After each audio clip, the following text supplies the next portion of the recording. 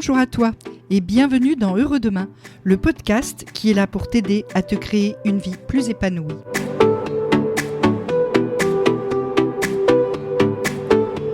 Et on poursuit avec le problème de la fatigue décisionnelle et comment tu vas pouvoir limiter ton nombre de choix dans ta journée. Je suis Nathalie Mougel et je suis coach en changement de vie.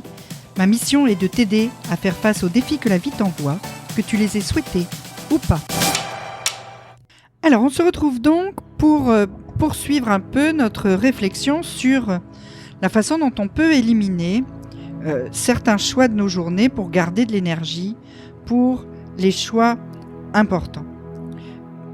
Je te rappelle que c'est vraiment quelque chose qui compte de pouvoir éliminer un petit peu de choix de notre journée, même beaucoup de choix de notre journée, parce que ça permet de garder de l'énergie décisionnelle pour les actions qui ont besoin vraiment d'être choisies et d'être bien choisies, pour les décisions importantes que tu as à prendre. Donc on va voir d'autres idées pour essayer d'éviter les pièges de la fatigue décisionnelle. Première chose, tu peux, pour les décisions qui sont les moins urgentes, les choses qui finalement n'ont pas beaucoup d'importance dans ta vie, eh bien tu peux choisir l'option la plus simple, celle qui va présenter le moins de résistance dans ton cerveau.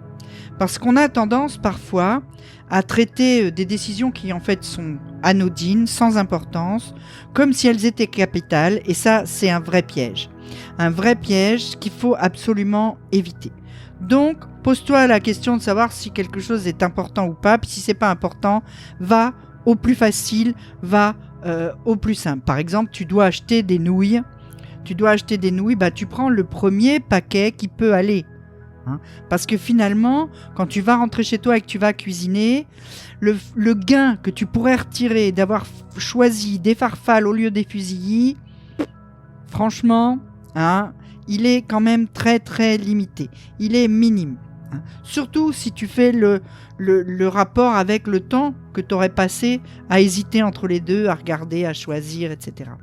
Donc pour les petites décisions comme celle-là, tu prends le premier truc qui t'intéresse, le premier truc qui va faire l'affaire, et tu continues ta journée, c'est bon, ta décision est prise. Donc du coup, tu as utilisé moins d'énergie pour une décision qui n'a pas vraiment d'importance. La deuxième chose que tu peux faire, c'est planifier les petites tâches du lendemain le soir, avant. Le soir, c'est le moment où en fait, ton énergie décisionnelle, elle est plutôt réduite. Il te reste un petit peu quelque chose de ta journée encore, mais de toute façon, tu n'es plus en mesure de faire des vrais choix, des grands choix. Donc, décide déjà la veille au soir, dans ce moment où tu es déjà un peu fatigué de ce point de vue-là, ce que tu vas manger le lendemain, ce que tu vas mettre, les choses que tu dois mettre dans ton sac à main ou dans ton cartable pour le lendemain. C'est-à-dire toutes ces petites décisions qui sont pas très importantes, qui demandent pas des masses d'énergie, mais qui vont te libérer de l'énergie pour le lendemain. Lorsque tu es confronté à une situation où tu dois faire un choix, mais tu as trop d'options, la solution, ça va être de réduire les options que tu as et de les réduire si possible à 3. Ça marche très bien ça pour des décisions d'un impact faible pour lesquelles tu as un nombre d'options trop important. C'est typiquement le moment du restaurant. Tu es au restaurant, tu es devant la carte, il y a 25 plats, 30 plats. C'est le soir, tu es fatigué, tu sais pas quoi choisir. Eh ben, tu commences par la lire une fois. Si rien ne te tape à l'œil à la première lecture, eh ben, tu sélectionnes 3 plats. Tu sélectionnes 3 plats et tu choisis parmi ces 3-là. Et tu t'arrêtes là. Tu choisis de toute façon. D'abord, tu pourras jamais manger tout ce qu'il y a sur la carte. Donc, Et ensuite, si c'est quelque chose qui va te plaire, que tu aies pris celui-là ou celui d'à côté, ça ne changera pas grand-chose à ton plaisir. Et de toute façon, tu auras toujours l'occasion de prendre le numéro 2 une autre fois. Pareil, quand tu vas faire du shopping. Quand tu vas faire du shopping, tu pars pour aller t'acheter un pantalon, tu vas dans une boutique où généralement tu trouves des trucs qui te plaisent. Tu commences par là, tu vas pas dans toutes les boutiques. Tu sais au bout d'un moment dans quelle boutique tu as le plus de chances de trouver des choses qui te plaisent et qui te vont. Tu vas dans cette boutique-là et tu sélectionnes 3 articles. Une fois que tu en as 3 dans tes mains, c'est terminé. Tu arrêtes de chercher, tu vas à la cabine d'essayage, tu essayes et tu achètes si quelque chose te va.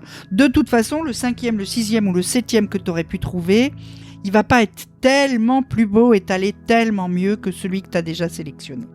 Donc, tu te limites à 3 dans toutes ces situations de la vie quotidienne qui sont souvent des situations de consommation pure.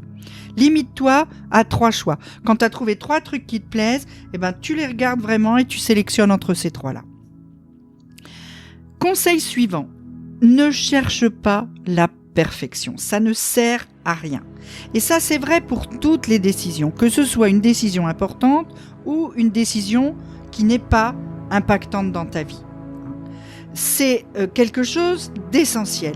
Le perfectionnisme, c'est la meilleure solution pour procrastiner, pour ne pas choisir. Donc, dis-toi dans ta tête que bien c'est bien c'est assez. Bien, c'est suffisant, il n'y a pas besoin que ce soit parfait. Si on reprend l'exemple du restaurant, si le plat que tu as mangé est bon, le contrat, il est rempli. Il n'y a pas besoin de passer 20 minutes à choisir un plat, puis 20 minutes à choisir le vin pour avoir l'accord parfait. Si tu as du plaisir en mangeant ce que tu as choisi, c'est très bien. C'est ce que tu voulais au restaurant. Donc, c'est bon. Conseil suivant. Ne prends pas tes décisions dans un endroit plein de distractions. Là, l'exemple type, c'est le supermarché. Si tu vas au supermarché comme ça, la fleur au fusil, avec ton petit caddie et ton petit sac à main, et que tu fais tes courses au petit bonheur la chance, tu vas y passer 1 heure ou 1 heure et demie, et à chaque rayon, tu vas épuiser un peu plus ta capacité de choix. Tu vas épuiser un peu plus ton énergie décisionnelle. Parce que dans tous les rayons, il va falloir que tu choisisses, tu vas hésiter, etc. Alors, pour éviter ça, ta meilleure amie, c'est la liste de courses. Tu fais ta liste chez toi, tranquille, dans un endroit où tu n'as pas de sollicitation, où tu n'es pas devant les rayons pleins de trucs dont tu as envie. Et tu fais une liste précise. Sur ta liste, tu n'écris pas viande, légumes, fromage. Non, sur ta liste, tu écris 2 cuisses de poulet, 6 tomates, 1 camembert. Parce que si tu écris juste viande, fruits, légumes, tomates, tu vas te retrouver devant le problème du choix au moment où tu seras au rayon de la viande, au rayon des légumes, au rayon du fromage. Donc fais une liste précise. S'il faut, fais des menus. Et ça, c'est pareil, c'est des choses que tu peux faire le soir chez toi tranquille quand tu n'es déjà plus en position de faire énormément de choix et de choix importants.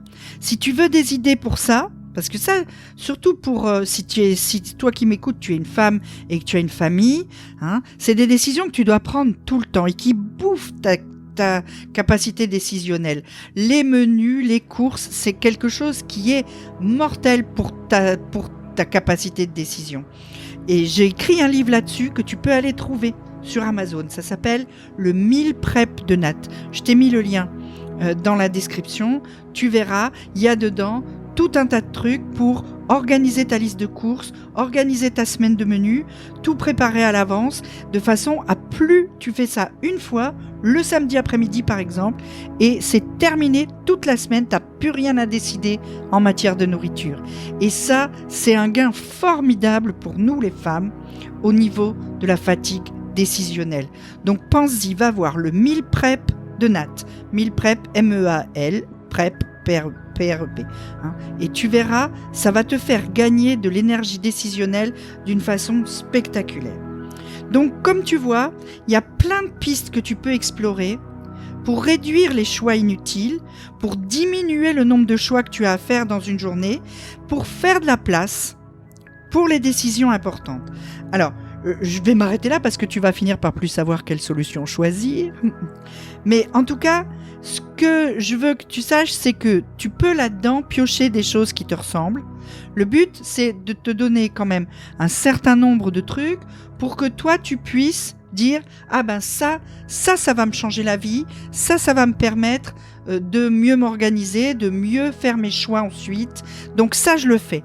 Par contre, ça me pose pas de problème. Donc là, j'ai pas besoin d'un truc pour m'aider, par exemple. Hein. C'est-à-dire que t'es pas obligé de faire tout ce que je t'ai dit. Le but, c'est que tu prennes conscience de ce problème de la fatigue décisionnelle et que tu agisses pour réduire tes choix à faire dans une journée afin d'être plus disponible pour prendre les vraies décisions. Et c'est ça qui est important. On reparle de décisions encore la semaine prochaine parce que dans notre vie, c'est quand même un vrai problème qu'on rencontre tout le temps.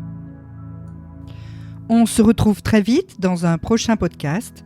En attendant, tu peux aller faire un tour sur mon site. Tu peux aussi t'inscrire au mail privé Heureux Demain et tu recevras en cadeau ma feuille de route pour changer en 5 étapes. Tous les liens sont dans la description. À très vite et surtout prends soin de toi.